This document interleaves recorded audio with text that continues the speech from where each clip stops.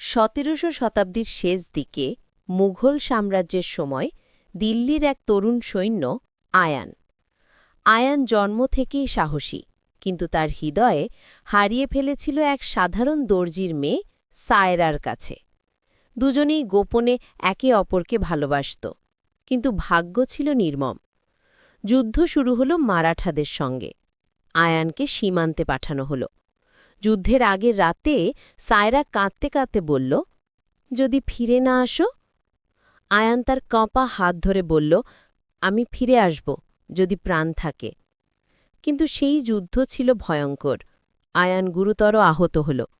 যখন তাকে রাজধানীতে ফিরিয়ে আনা হল, সায়রা দিন-রাত মসজিদের আঙিনায় দোয়া করত। দিন কেটে গেল, মাস কেটে গেল, কিন্তু আয়ান আর ফিরল না।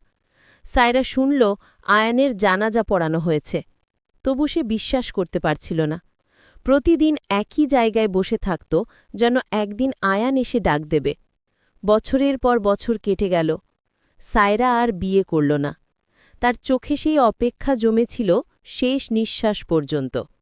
লোকেরা বলে, সেই মসজিদের আঙিনায় এখনও এক অদৃশ্য ছায়া বসে থাকে, যেন কারোর জন্য অপেক্ষা করছে।